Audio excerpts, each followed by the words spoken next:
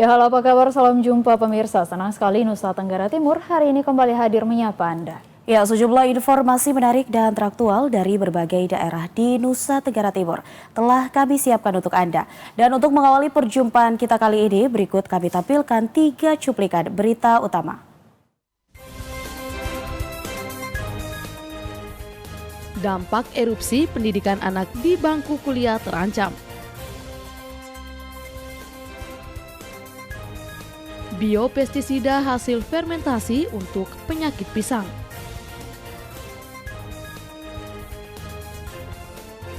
Lestarikan kembali pewarna alami untuk tenun ikat.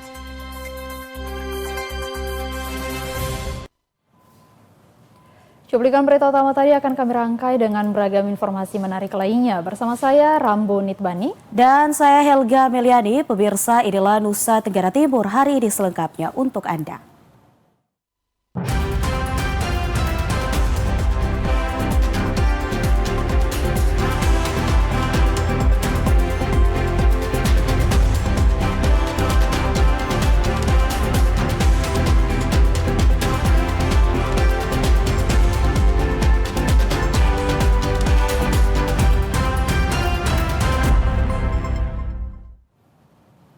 Kita ikuti informasi yang pertama, pemirsa. Erupsi dahsyat Gunung Api Ile Lewotobi laki-laki. Selain menelan korban jiwa dan menghancurkan harta benda, juga meluluh lantahkan mimpi banyak orang tua di wilayah Kecamatan Ilebura dan Kecamatan Wulanggitang akan nasib keberlanjutan bagi ratusan anak di bangku perguruan tinggi. Pasalnya lahan pertanian yang menjadi andalan warga kini rusak dihantam lahan panas abu vulkanik.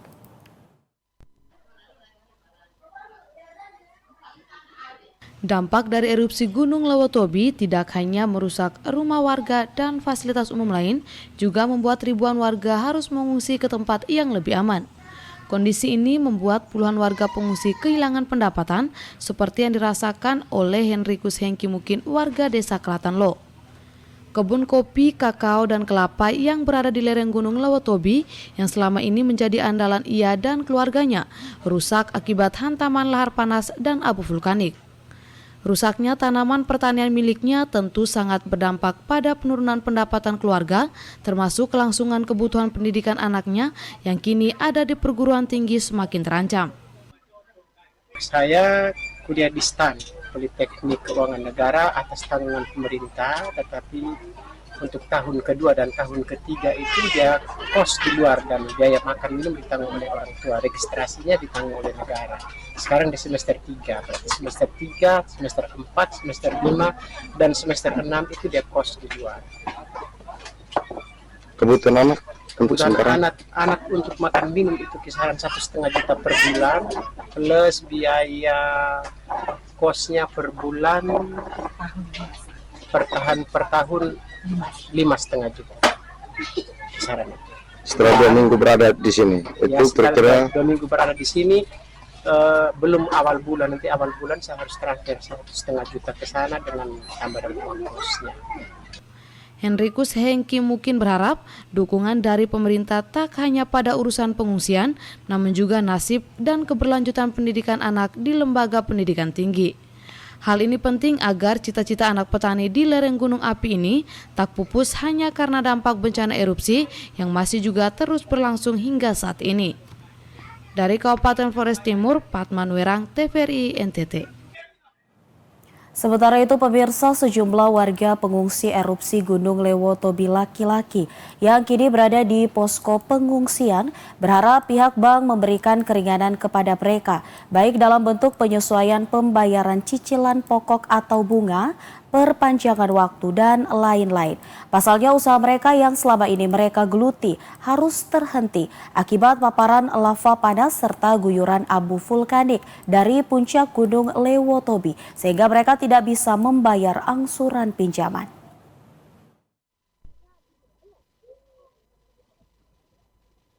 Maria Mardiana Nonawangge, warga desa Hokeng Jaya, penghuni posko Bokang, menuturkan dampak erupsi Gunung Lewotobi 4 November 2024 lalu membuat kegiatan usaha miliknya harus terhenti. Tak hanya itu, barang-barang miliknya hancur berantakan akibat paparan lava panas serta guyuran abu vulkanik dari puncak Gunung Lewotobi. Impas dari bencana alam ini berdampak pada tertundanya angsuran pada bank dan lembaga keuangan lainnya. Namun pihak bank terus memburu hingga menelpon setiap hari untuk menyelesaikan kewajiban angsuran. Miris memang nasib warga terdampak erupsi Gunung Lewotobi sudah terjatuh tertimpa tangga. Selama ini usaha saya itu berdagang sembako, ya berdagang. Jadi karena bencana ini kita tidak bisa kemana-mana, baru kami ada pinjaman di bank, jadi itu mengganggu dengan angsuran ini. Jadi harapan saya untuk pemerintah dengan keadaan kami yang seperti ini bisa dibantu seperti meringankan angsuran kami seperti itu, karena kami hanya duduk setiap hari begini, tidak ada kerja, tapi ada dari pihak bank juga masih menagih lewat telepon, setiap hari telepon minta untuk kalau bisa diusahakan untuk bayar. Tapi ini bayarnya kami tidak ada kerja, kampung juga ditutup, tidak bisa kemana-mana, kami punya oto juga terbakar, hangus. Untuk kita mau bekerja bagaimana, tapi ini orang bank tetap telepon. Jadi harap pemerintah bisa bantu supaya ya meringankan beban kami. Maria Mardiana berharap perhatian dari pemerintah serta dukungan dari pihak bank dengan memberikan keringanan kepada nasabah baik dalam bentuk penyesuaian pembayaran cicilan pokok atau bunga, perpanjangan waktu, dan lain-lain. Keringanan yang diberikan bank maupun lembaga keuangan lainnya diharapkan berlaku bagi seluruh nasabah yang terdampak erupsi Gunung Lewotobi. Dari Kabupaten Flores Timur, Patman Warang, TVRI NTT. TNI Angkatan Laut mengerahkan 2 unit KRI untuk mendistribusikan logistik bagi korban erupsi Gunung Lewotobi laki-laki di Kabupaten Flores Timur.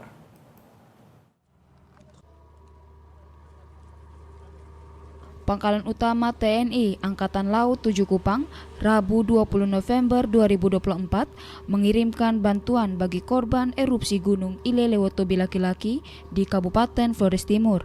Bantuan ini dikirim menggunakan 2 kapal perang TNI Angkatan Laut, yakni KRI Teluk Ende 517 dan KRI Ahmad Yani 351.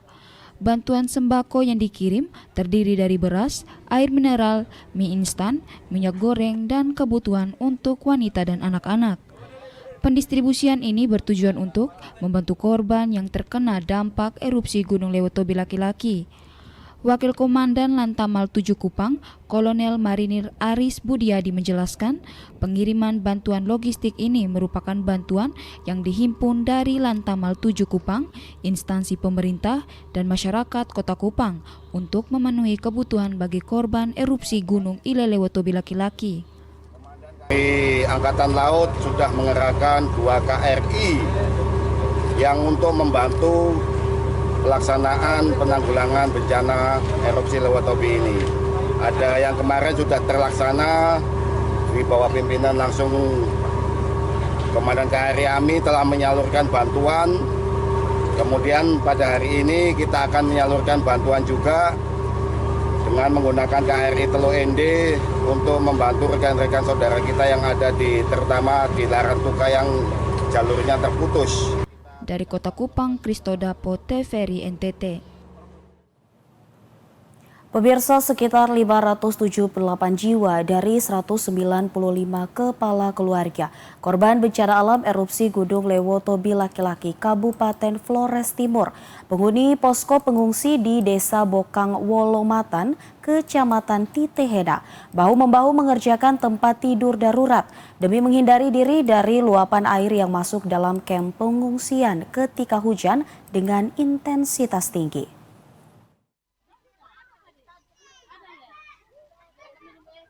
Pantauan di salah satu posko pengungsian Warga pengungsi posko dibantu tim Tagana mengerjakan tempat tidur dengan memanfaatkan material lokal. Kegiatan pengerjaan tempat tidur darurat ini, menurut pengakuan warga penghuni posko, dikerjakan untuk semua posko di Bokang dengan memanfaatkan material lokal di desa ini berkat dukungan dari masyarakat desa setempat yang menyumbangkan bambu untuk pengerjaan tempat tidur. Hal ini demi mengantisipasi luapan banjir saat hujan yang nantinya diperkirakan akan masuk dalam kamp pengungsi jika hujan lebat. Pemerintah Desa Bokang dan masyarakat bahu-membahu membantu warga dengan menyediakan bambu serta dukungan dari tim Tagana untuk pengadaan triplex untuk alas tempat tidur. Warga pengungsi mengapresiasi atas bantuan serta dukungan masyarakat Bokang yang terus memberikan perhatian bagi warga pengungsi yang menempati pos pengungsian di lapangan bola kaki desa ini. Terdata hingga saat ini, data pengungsi penghuni posko Desa Bokang Wolomatan sebanyak 578 jiwa, 195 kepala keluarga, terdiri dari laki-laki 295 orang, perempuan 283 orang, bayi 5 orang, balita 6 orang, lansia 100 orang, ibu hamil 2 orang, ibu menyusui 15 orang, serta kelompok disabilitas 4 orang. Sementara total pengungsi yang tersebar di poslap pemerintah maupun pengungsian secara mandiri sebanyak 12.959 orang, sedangkan ada 3.427 orang warga Flotim yang masih bertahan di Desa Hikong dan sekitarnya, Kecamatan Talibura, Kabupaten Sika. Dari Kabupaten Flores Timur, Patman Werang, TVRI NTT. Pemirsa, informasi lainnya akan kami hadirkan setelah jeda pariwara berikut ini. Untuk itu tetaplah bersama kami.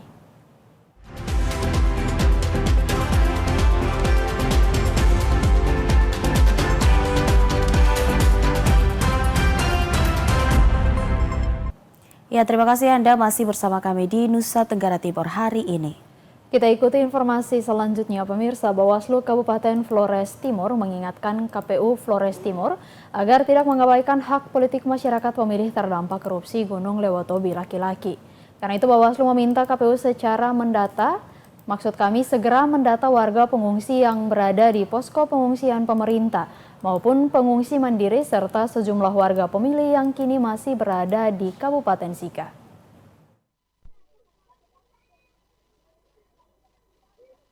Ketua Bawaslu Flores Timur Ernesta Katana menegaskan secara kelembagaan Bawaslu mendesak pihak KPU setempat untuk secepatnya mendata dan memastikan tempat pemungutan suara bagi warga terdampak erupsi. Mulai dari warga yang ada di posko pengungsian pemerintah, pengungsi mandiri hingga warga pengungsi di Kabupaten Sika pun senantiasa segera dijemput. Hal ini untuk memastikan warga pengungsi untuk tidak kehilangan hak politiknya dalam pesta demokrasi pilkada, pemilihan gubernur dan wakil gubernur Nusa Tenggara Timur, serta pemilihan bupati dan wakil bupati Flores Timur pada 27 November 2024 mendatang. Ya, kami sejak awal itu sudah menyarankan kepada KPU bagaimana dengan pemilih-pemilih yang tidak berada di lokasi penampungan pemerintah, tapi berada di luar itu. Nah, kami memang betul menunggu bahwa seperti apa langkah KPU. Kami sudah meminta untuk KPU kalau boleh, itu dalam rapat koordinasi kami minta, kalau boleh pemilih-pemilih itu ditarik ke wilayah Flores Timur untuk dapat menggunakan hak pilih. Tapi sekali lagi kami masih menunggu sikap KPU. Bagi Bawaslu, sebenarnya pelayanan terhadap hak pilih pemilih itu wajib hukumnya, sehingga segala cara, segala prosedur dapat kita tempuh untuk kemudian memastikan bahwa mereka dapat menggunakan hak pilih. Berdasarkan data dari BNPB dan Pemda Flores Timur per 20 November 2024, jumlah pengungsi sebanyak 12.959 orang yang terdiri dari Poslap Kongas sebanyak 1.333 dari 362 kepala keluarga, Poslap Bokang sebanyak 578 orang dari 195 kepala keluarga, Poslap Lowolaga sebanyak 1.192 orang dari 355 kepala keluarga, Poslap Eputobi Desa Lewu Ingu sebanyak 1.036 orang dari 360 kepala keluarga, Poslap Koba Soma sebanyak 721 orang dari 183 kepala keluarga, Poslap Ilegerong sebanyak 159 orang dari 54 kepala keluarga. Sementara data untuk pengungsi mandiri di Kabupaten Sika sebanyak 3.427 orang dari 780 kepala keluarga. Kecamatan Wulanggitang sebanyak 1.534 orang dari 481 kepala keluarga. Kecamatan Ilebura sebanyak 177 orang dari 5 kepala keluarga. Kecamatan Titehena sebanyak 1.399 orang dari 466 kepala keluarga. Kecamatan Demon Pagong sebanyak 331 orang dari 65 kepala keluarga. Kecamatan Tanjung Bunga sebanyak 11 orang dari 3 kepala keluarga. Kecamatan Larang Tuka sebanyak 717 orang dari 119 kepala keluarga. Kecamatan Ile Mandiri sebanyak 149 orang dari 33 kepala keluarga. Kecamatan Lowolema sebanyak 81 orang dari 8 kepala keluarga. Pulau Adonara sebanyak 91 orang dari 24 kepala keluarga dan di Solor sebanyak 23 orang dari 10 kepala keluarga. Dari Kabupaten Flores Timur, Patman Werang, TVRI NTT.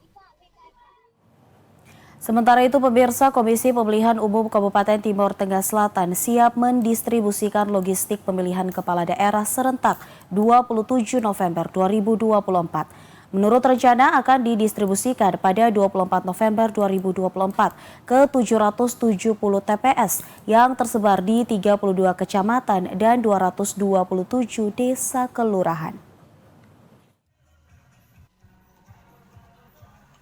Kasubag Keuangan Umum dan Logistik KPU Kabupaten Timor Tengah Selatan, Duplim SB Taopan menjelaskan, KPU Timor Tengah Selatan konsisten mengelola logistik dengan teliti dan cermat. Usai sortir dilanjutkan dengan pengepakan selama 4 hari, yakni mulai tanggal 18 hingga 21 November 2024 hari ini, sesuai jadwal yang ditetapkan KPU Provinsi Nusa Tenggara Timur. Sesuai jadwal, distribusi logistik dilakukan tanggal 24 hingga tanggal 26 November 2024 mendatang ke 770 tempat pemungutan suara atau TPS. Duplim Taopan berharap agar proses distribusi nanti tidak ada halangan atau persoalan sehingga kegiatan distribusi tiba di tempat tujuan dengan aman. Waktunya sesuai dengan rencana itu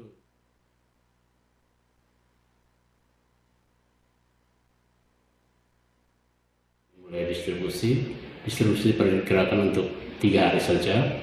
Yang pertama itu untuk tanggal 24 itu diperkirakan untuk 16 kecamatan.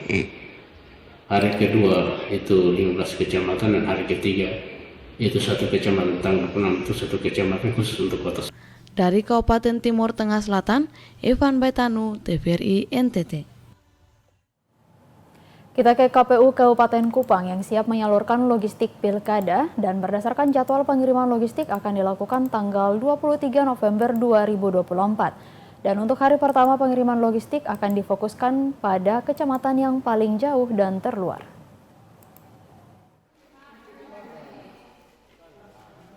Jelang pelaksanaan pemilihan kepala daerah atau Pilkada 27 November 2024, kesiapan logistik sudah hampir rampung. Karena saat ini sudah sampai pada tahapan pengepakan logistik surat suara dalam kotak suara. Berdasarkan informasi yang dihimpun, surat suara pemilihan gubernur dan wakil gubernur serta surat suara bupati dan wakil bupati yang kurang sudah dipenuhi dan telah dilakukan penyortiran, pelipatan hingga pengepakan dalam kotak suara. Sesuai jadwal yang telah dikeluarkan oleh KPU Kabupaten Kupang, penyaluran logistik mulai dilakukan tanggal 23 November 2024 mendatang. Ketua KPU Kabupaten Kupang, Nixon Manggua menjelaskan, sebagian besar logistik Pilkada 2024 sudah sampai pada tahapan pengepakan dan siap untuk dikirim. Sesuai jadwal pengiriman logistik akan segera dilakukan, mengingat saat ini sudah memasuki musim hujan. Pengiriman paling pertama adalah kecamatan paling jauh dan terluar.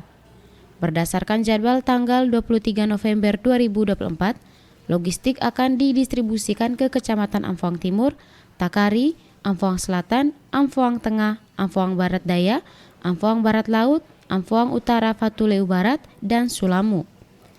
Hari kedua tanggal 24 November 2024 akan didistribusikan ke Kecamatan Semau Selatan, Semau, Amarasi Timur, Amarasi, Amarasi Selatan, Amarasi Barat, Amabi, Oefoto Timur, Kupang Barat, dan Nekamese. Sedangkan tanggal 25 November 2024 akan dilakukan distribusi ke Kecamatan Fatuleu, Fatuleu Tengah, Amabi Oefoto, Kupang Timur, Kupang Tengah, dan Taibenu. Dan rencana kami untuk melakukan distribusi logistik ke kecamatan maupun TPS itu mulai dengan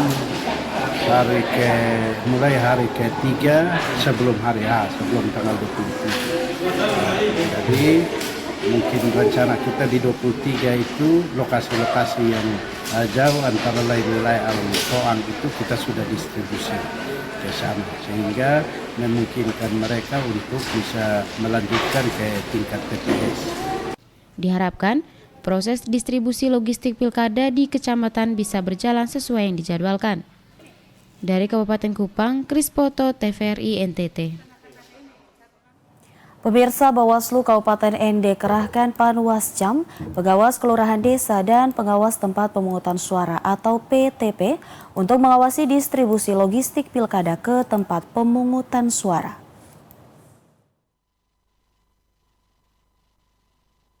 Koordinator Divisi Hukum Pencegahan Partisipasi Masyarakat dan Hubungan Antar Masyarakat Bawaslu Kabupaten ND, Miftah Faridil menyampaikan dalam rangka pendampingan logistik Pilkada Bawaslu Kabupaten ND mengerahkan puluhan Panwascam, pengawas kelurahan desa dan pengawas tempat pemungutan suara untuk lakukan pengawasan secara ketat.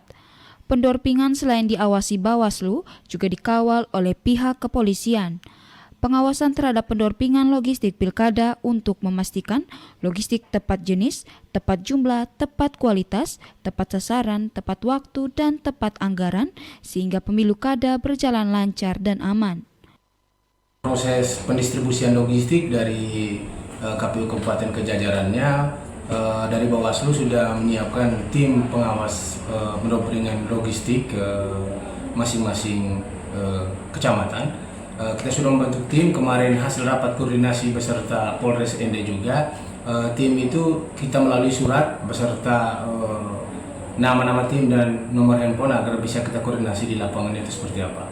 Rencana pelepasan logistik ini dari tanggal 24, 25, dan 26. Kemudian tim pengawas logistik, teman-teman kecamatan stay di kecamatan masing-masing. Tim dari kabupaten akan meluncur bersama logistik yang disiapkan teman-teman KPU untuk menuju ke kecamatan masing-masing. Dari Kabupaten ND, Obitani, TVRI NTT. Sementara itu, Bawaslu Kabupaten Timur Tengah Selatan mengkawal dengan ketat pengemasan logistik pemilu 2024 ke masing-masing kotak suara guna memastikan tepat jumlah, tepat sasaran, serta pendistribusiannya juga tepat waktu. Komisi Pemilihan Umum Kabupaten Timur Tengah Selatan tengah melakukan pengepakan logistik Pilkada 2024 usai dilakukan penyortiran dan pelipatan surat suara. Proses pengepakan surat suara dan logistik lainnya ini dikawal ketat Badan Pengawas Pemilu. Koordinator Divisi Penyelesaian Sengketa Pemilu Bawaslu Kabupaten Timur Tengah Selatan, Longinus Ulan menjelaskan, pengawasan ketat dilakukan untuk memastikan keamanan seluruh logistik pilkada guna memastikan tepat jumlah, tepat sasaran, serta pendistribusiannya juga tepat waktu. Karena personil Bawaslu Kabupaten Timur Tengah Selatan terbatas, sehingga Bawaslu mengerahkan personil Panwascam dan Panwas Desa ke gudang umum logistik KPU Timur Tengah Selatan di Gor Nekmese Soe untuk melakukan pengawasan ketat. Ya, kita karena kekurangan personil dan pengepakan yang sementara berlangsung itu akan dibawa langsung ke desa-desa, sehingga kita membackup Bawaslu Kabupaten dengan Panwas Kecamatan yang dari setiap kecamatan itu ada di Gor. Kita harap dengan adanya Panwas Kecamatan bisa melakukan pengawasan dengan baik sehingga logistik pilkada yang nanti pengepakan itu dan distribusi nanti sesuai dengan ketentuan. Pantauan di Gor Nek Mese Soe Rabu 20 November 2024, petugas Panwascam dan Panwas Desa melakukan pengawasan terhadap relawan yang melakukan pengepakan logistik. Setiap item logistik diperiksa dan diteliti untuk memastikan logistik pilkada tepat jumlah dan tepat sasaran.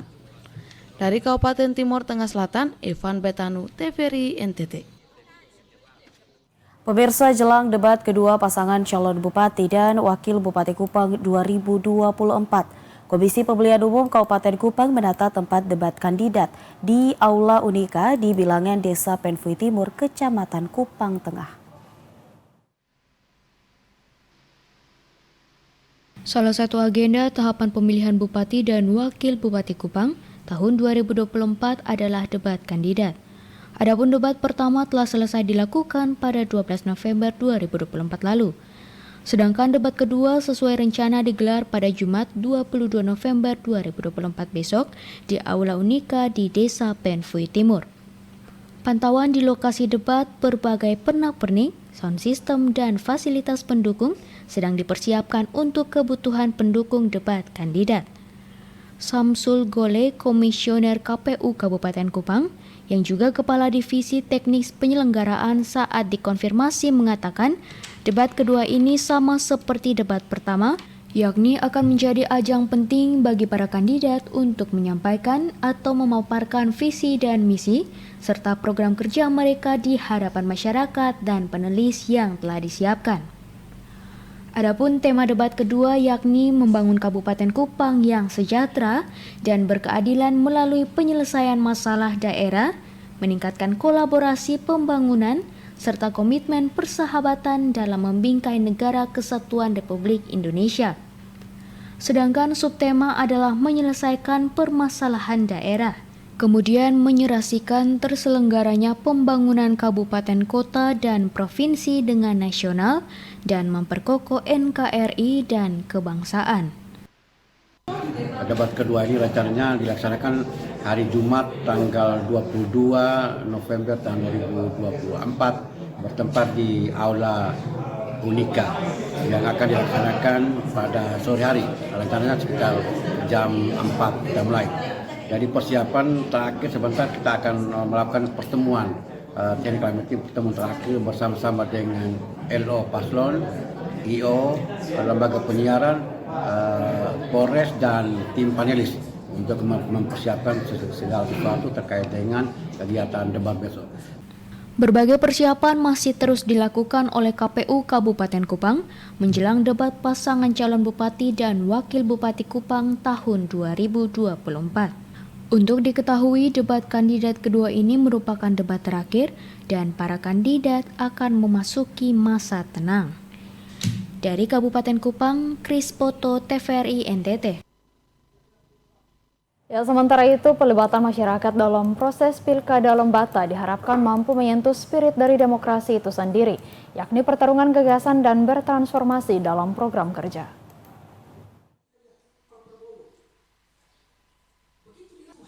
Pengamat sosial politik dari Nimotafa Institute, Emmanuel Krova, mengatakan pengawasan partisipatif publik di Pilkada Lembata tidak terbatas pada bagaimana menilai apakah sebuah proses politik berjalan sesuai dengan regulasi.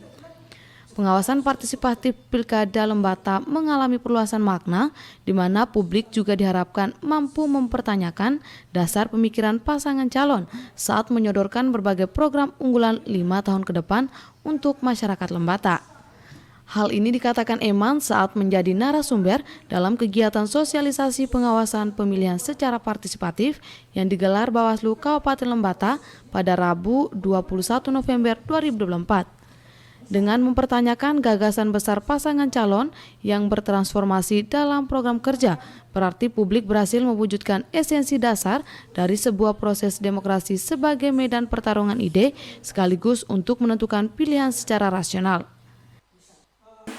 Pengawasan partisipatif itu akan mengakar, itu sebenarnya standingnya itu, berangkat itu kesadaran sebagai warga negara. Kesadaran akan sebagai warga negara akan melahirkan kerinduan untuk artikulasi lebih jauh, pelaksanaan lebih jauh, politik warga negara. Sederhananya gini, ketika seseorang itu sadar sebagai warga negara, maka harus ada kerinduan untuk segala kecemasan, kebutuhan dia sebagai masyarakat itu terpenuhi ketika dia memutuskan pilihan terhadap si A, si B, dan si C. Karena itu harus ada kesadaran untuk bertanya seperti itu. Jadi partisipasi itu gerak sadar, dia tidak bisa pasif. Jika hal ini terwujud, bukan tidak mungkin Eman berani menjamin bahwa hal-hal yang merusak tatanan demokrasi bangsa seperti isu SARA, penyebaran hoaks, mobilisasi massa, dan politik uang bisa dieliminir. Tidak hanya itu, kesadaran politik masyarakat terhadap isu krusial dalam konteks Pilkada Lembata sangat berpengaruh terhadap tingkat partisipasi publik dalam pemungutan suara pada 27 November 2024 mendatang. Kegiatan sosialisasi ini dihadiri berbagai elemen, mulai dari tokoh masyarakat, perwakilan komunitas, dan unsur penyelenggara negara. Dari Kabupaten Lembata, Andrea Togoran, TVRI NTT. Sementara itu, pemirsa, menghadapi pemilihan kepala daerah Pilkada Kabupaten Nagekeo, Forum Kewaspadaan Dini Masyarakat atau FKDM menghimbau masyarakat untuk menjaga keamanan dan ketertiban.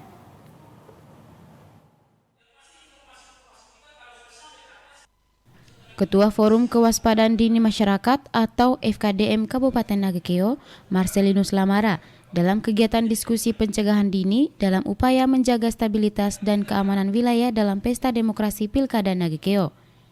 FKDM telah melakukan investigasi berbagai masalah yang timbul dalam Pesta Demokrasi Pilkada di Nagekeo. Peran FKDM menjaga kewaspadaan dini masyarakat guna mengantisipasi potensi konflik yang mungkin terjadi selama tahapan pilkada.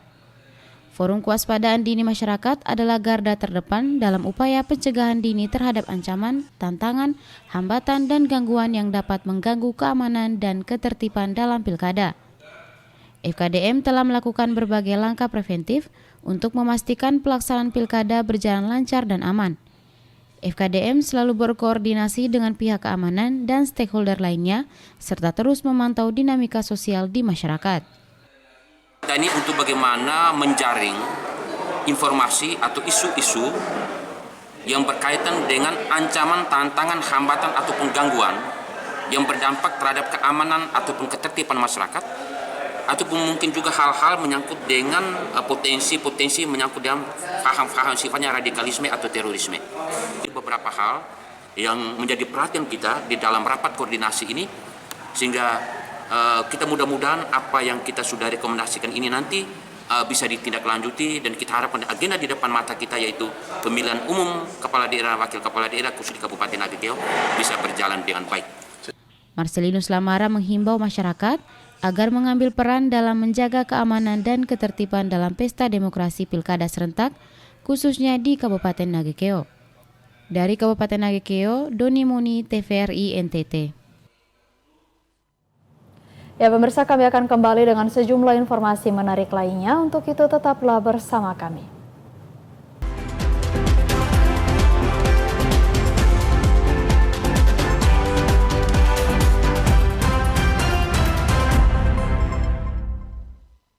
Ya, terima kasih pemirsa, Anda masih menyaksikan Nusa Tenggara Timur hari ini.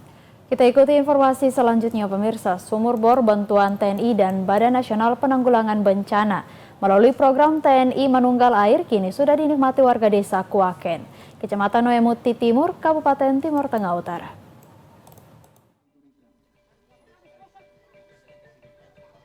Ekspresi kegembiraan nampak terpancar pada wajah warga desa Kuaken, Kecamatan Noemuti Timur, Kabupaten Timur Tengah Utara. Kesulitan akan air bersih yang dialami bertahun-tahun kini dapat teratasi dengan hadirnya sebuah sumur bor bantuan pihak TNI bekerjasama dengan Badan Nasional Penanggulangan Bencana. Penggunaan air bersih untuk kebutuhan sehari-hari dari sumur bor tersebut kini sudah dapat dilakukan warga yang ditandai pemotongan pita peresmian oleh Dandim 1618 Timur Tengah Utara Letkol Arm Didit Prasetyo Purwanto pada Rabu 20 November 2024. Masyarakat Desa Kuaken, kami berucap bersyukur dan berterima kasih kepada Bapak TNI karena sudah membantu kami dalam air bersih dalam desa Kuaken. Sekarang kami bergembira karena sudah dapat air bersih, kami sudah menikmati dari anak-anak maupun mudika orang tua. Program sumur bor di Desa Kuaken ini merupakan inisiatif TNI Angkatan Darat bertajuk TNI Manunggal Air yang digagas Kepala Staf Angkatan Darat KSAD Jenderal TNI Maruli Simanjuntak dan didukung pihak BNPB. Dalam program kerjasama ini ada belasan sumur bor yang akan dibangun di wilayah Kabupaten Timur Tengah Utara guna mengatasi kesulitan air yang dialami warga. Namun pada tahap pertama ini pembangunan baru dilakukan di 3 titik yang wilayahnya sangat krisis air bersih. Bisa kita lihat bersama bahwa hari ini 1 titik sudah di sektor Semikan bisa dimanfaatkan oleh Desa Kuaken, dimanfaatkan oleh masyarakat Desa Kuaken. Kemudian harapannya dengan bisa dimanfaatkan ini, Desa Kuaken tidak lagi mengambil air dari sungai yang dari sisi kesehatan pun juga kurang baik dikonsumsi. Ada berapa titik sumur untuk tahap pertama ini? Untuk tahap pertama kita laksanakan 3 titik, salah satunya di Kuaken, kemudian Kiola dan Luniuk. Ya, kita bersama-sama dengan unsur yang lain untuk berpartisipasi, termasuk untuk pembangunan ini juga bergotong royong dengan masyarakat sehingga harapannya itu lebih cepat selesai sehingga untuk tahap berikutnya bisa kita laksanakan lebih lanjut. Pembangunan sumur bor di Desa Kuaken, Noemuti Timur, Kabupaten Timur Tengah Utara ini kedalamannya mencapai 60 meter dengan debit air yang cukup besar. Keberadaan sumur bor tersebut diharapkan dapat mendekatkan air bersih kepada masyarakat sehingga tidak harus bergantung pada aliran sungai yang tak layak konsumsi. Dari Kabupaten Timur Tengah Utara, Joseph Praso, TVRI NTT. Kita ke informasi lainnya pemirsa. Permasalahan penyakit pada pisang kini mulai mendapatkan solusi berkat inovasi mahasiswa yang tergabung dalam Kemah Budaya Kaum Muda. Mereka menawarkan pengobatan yang menggunakan fermentasi arak dengan campuran beberapa bahan alami untuk mencegah terjadinya penyakit pada pisang yang selama ini dialami petani pisang sehingga menimbulkan kerugian khusus bagi masyarakat yang mengandalkan pisang sebagai makanan pengganti nasi.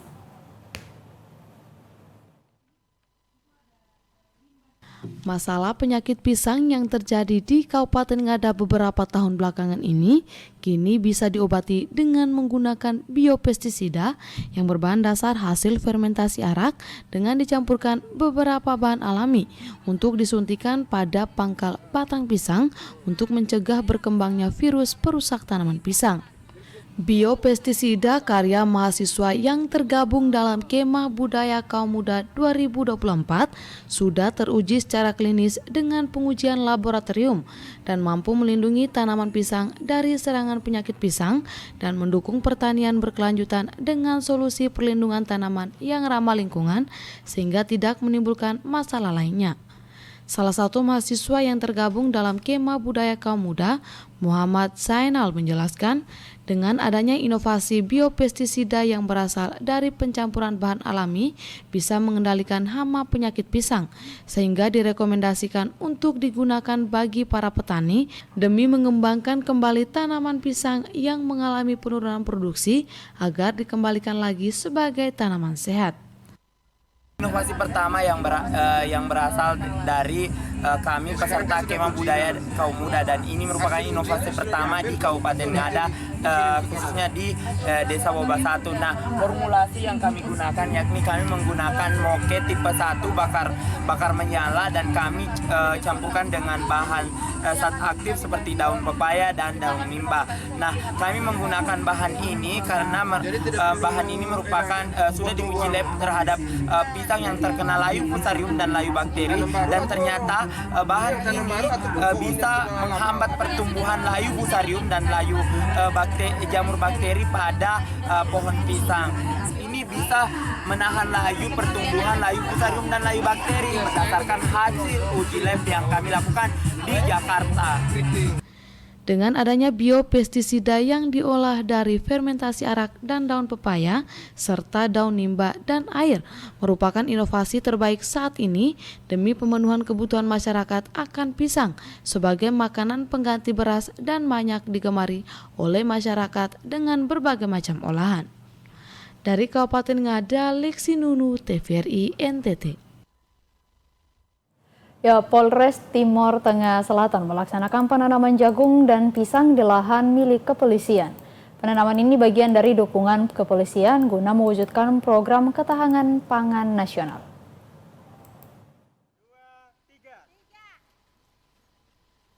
Bersama dengan kelompok wanita tani Ansaf Mese binaan Bribka Firmon Babin Kamtibnas Kelurahan Keva Utara, secara bergotong royong Kapolres Timor Tengah Utara dan sejumlah perwira serta anggota kepolisian melakukan penanaman bibit jagung dan anakan pisang. Kegiatan penanaman dilakukan pada Rabu 20 November 2024 pada lokasi lahan milik Polres Timor Tengah Utara seluas 80 are yang berada di depan kompleks asrama lama kepolisian. Menurut Kapolres Timor Tengah Utara, Muhammad Mukson, selain mendukung gerakan nasional pangan merah putih yang telah dicanangkan oleh pemerintah pusat, penanaman ini juga bertujuan untuk memanfaatkan lahan yang selama ini kurang produktif menjadi produktif. Dalam rangka mendukung program nasional Polres Timor Tengah Utara pada hari Selasa tanggal 19 November 2024, melaksanakan kegiatan penanaman pisang dan penanaman bibit jagung di wilayah yang selama ini tidak produktif, kita produktifkan. Semoga kegiatan ini membawa dampak yang positif dan bermanfaat bagi masyarakat kita sehingga bisa menambah penghasilan dari masyarakat kita. Demikian. Untuk diketahui, program ketahanan pangan menjadi program prioritas Presiden RI Prabowo Subianto dalam menciptakan swasembada pangan berkelanjutan dengan target swasembada di tahun 2028 hingga 2029 nanti. Harapannya program ini menjadi inspirasi bagi seluruh lapisan masyarakat Indonesia untuk dapat mendukung gerakan ketahanan pangan yang ada demi masa depan Indonesia yang lebih cerah. Dari Kabupaten Timor Tengah Utara, Joseph Raso, TVRI NTT. Sementara itu pemirsa, untuk mendukung ketahanan dan swasembada pangan yang digagas oleh Presiden Republik Indonesia Prabowo Subianto, Kapolda Nusa Tenggara Timur Irjen Daniel Tahimonang Silitonga pada Rabu 20 November 2024 menghadiri kegiatan penanaman jagung di Kelurahan Batakte, Kecamatan Kupang Barat, Kabupaten Kupang.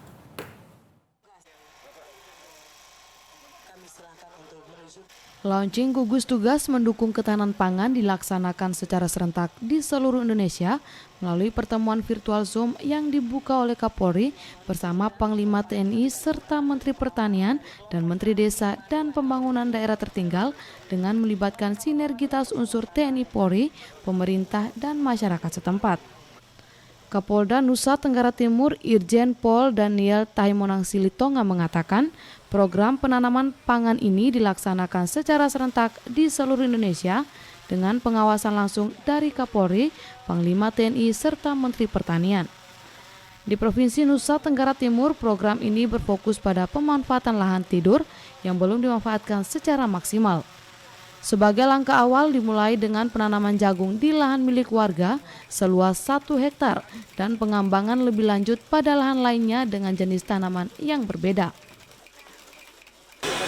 Ketahanan pangan kita sebagaimana program Pak Presiden yang kita wujudkan, kita dukung dari seluruh Polda dan kami juga saat ini di seluruh Polres sampai ke Polsek-Polsek akan melakukan hal yang sama, yaitu memanfaatkan lahan-lahan yang belum optimal dimanfaatkan untuk ketersediaan pangan di wilayah NTT. Kapolda Nusa Tenggara Timur juga menambahkan, setelah melaksanakan penanaman juga akan dilakukan pemantauan perkembangan tanaman secara berkala selama 75 hari. Ia juga menginstruksikan agar seluruh jajaran Polres dan Polsek yang ada di Nusa Tenggara Timur bersama TNI dan masyarakat agar dapat memanfaatkan lahan tidur untuk mendukung ketahanan pangan, sehingga nantinya masyarakat juga akan menikmati peningkatan ekonomi dan kesejahteraan. Untuk diketahui, saat ini Polda Nusa Tenggara Timur telah mengelola 65 hektar lahan bersama jajaran Polres hingga Polsek. Dari Kota Kupang, Kristo Dapo, TVRI NTT.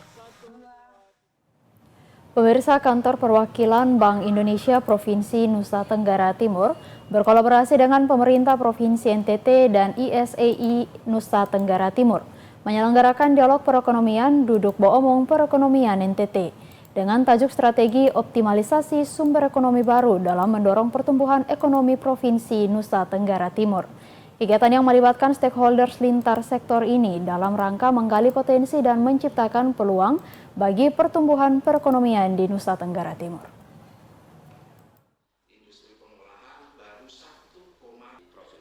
Kinerja ekonomi Nusa Tenggara Timur belum mampu kembali tumbuh di atas rata-rata nasional sebesar 5,04 year on year. Sumbangsi industri pengolahan terhadap perekonomian Nusa Tenggara Timur masih terbatas sebesar 1,36% dan produktivitas pertanian padi sebesar 4,57 ton per hektar masih berada di bawah rata-rata nasional. Hal ini menyebabkan tingginya ketergantungan NTT terhadap barang dari luar daerah. Selain itu, karakteristik geografis berupa kepulauan menjadi tantangan tersendiri dalam aspek konektivitas. Kepala Perwakilan Bank Indonesia Provinsi Nusa Tenggara Timur Agus Sistio Wijayati dalam sambutannya menyampaikan bahwa Bank Indonesia membangun kolaborasi, menyatukan visi dan misi dalam pengembangan perekonomian Nusa Tenggara Timur 2025 mendatang. Dampak pertumbuhan ekonomi Nusa Tenggara Timur masih belum terasa jika sumbangan PAD NTT 9,98%, tingkat kemiskinan 19,48% dan stunting 37,9%. Sektor pertanian selalu menjadi unggulan penopang pertumbuhan perekonomian di Nusa Tenggara Timur. Namun, pertumbuhan ini belum memberi dampak pada sektor lain. Sementara itu, penjabat Gubernur Nusa Tenggara Timur Andriko Noto Susanto menyebutkan persoalan strategis di NTT, yakni kemiskinan yang masih berada pada kisaran 20%, miskin ekstrim 2% pada tahun 2024. Sedangkan stunting 37,9% akan berdampak pada era generasi emas, bonus demografi. Sementara itu, sektor pariwisata memiliki potensi luar biasa dan tinggal membranding diri. Rumput laut di Kabupaten Rotendao memiliki potensi tinggi, namun hilirisasi belum ada. Di Labuan Bajo akan dikembangkan sebuah kawasan ekonomi khusus, yakni kawasan Golomoni, yang diharapkan akan segera terjadi percepatan, terbentuk sentra pariwisata baru yang berdampak pada masyarakat. Diskusi perekonomian ini menghadirkan Profesor Dr. Bustanul Arifin, Ketua Perhimpunan Ekonomi Pertanian Indonesia, Profesor Agus Benu, Guru Besar Ekonomi Pertanian Undana, dan Dendi Ramdhani, Ekonom Bank Mandiri. Peningkatan produktivitas dan integrasi hulu ke hilir pertanian sebagai quick wins pertumbuhan ekonomi Nusa Tenggara Timur. Optimalisasi potensi daerah sebagai game changer pertumbuhan ekonomi di Nusa Tenggara Timur. Tim Liputan TVRI NTT. Pemirsa, upaya menghidupkan kembali pewarna alami untuk tenun ikat di Nusa Tenggara Timur yang terkenal dengan kekhasan tenun ikatnya sudah seharusnya dilakukan untuk mengembalikan karakteristik keunikan tenun ikat yang indah dan menarik. Hal ini yang mendorong sejumlah mahasiswa yang tergabung dalam Kemah Budaya Kaum Muda 2024 untuk membantu para penenun dalam menghasilkan pewarna alami dari tumbuhan.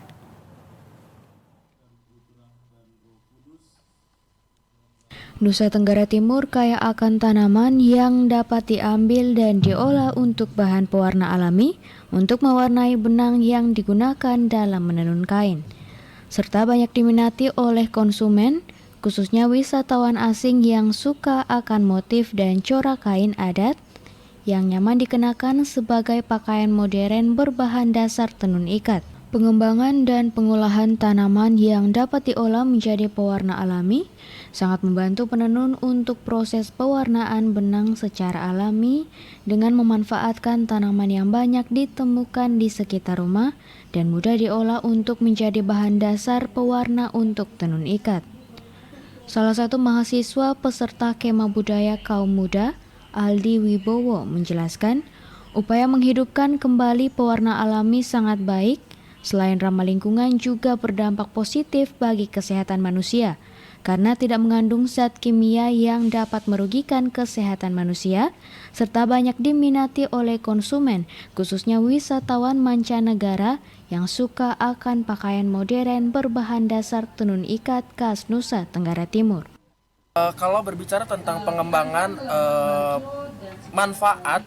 manfaat pewarnaan alami untuk tekstil tradisional khususnya kain tenun ya, itu menurut saya lebih bisa menghasilkan dan bisa mendongkrak perekonomian masyarakat, itu yang pertama. Yang kedua pastinya ramah lingkungan, dan yang ketiga itu akan sustainable fashion atau berkelanjutan karena pewarna alami ini memang bisa dihasilkan dari kebun-kebun di sekitar rumah dari mama-mama penenun, dan memang warna-warna alami ini memang bisa kita dapatkan dari pohon-pohon atau rempah-rempah yang memang sudah dimiliki oleh bangsa Indonesia dan sudah diajarkan secara turun-temurun, dan kami sebagai generasi muda sudah sewajibnya untuk melestarikannya. Yang kedua, pewarnaan alami ini pastinya ramah lingkungan karena limbah yang dihasilkan nanti bisa menjadi tidak mencemari lingkungan dibanding dengan pewarnaan sintetis. Upaya menghidupkan kembali pewarna alami bagi para penenun di Kabupaten Ngada merupakan upaya melestarikan kearifan lokal yang mulai ditinggalkan akibat perubahan zaman sehingga kekayaan budaya yang sesungguhnya tidak hilang dan menjadi warisan terbaik bagi generasi selanjutnya untuk menjaga dan melestarikan kekayaan budaya Indonesia yang kaya akan filosofi kehidupan leluhur. Dari Kabupaten Ngada, Lexi Nunu, TVRI NTT.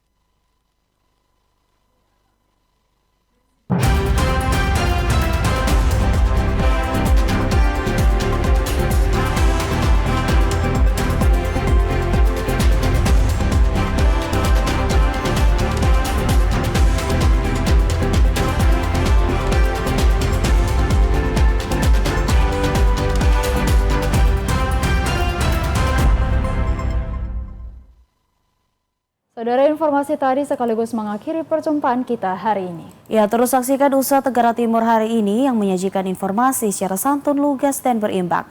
Hanya di TVRI NTT, media pemersatu bangsa. Akhir kata saya Helga Meliani. Dan saya Rambu Nitbani, mewakili seluruh kerabat kerja yang bertugas mengucapkan terima kasih atas kebersamaan Anda. Selamat melanjutkan aktivitas Anda dan sampai jumpa.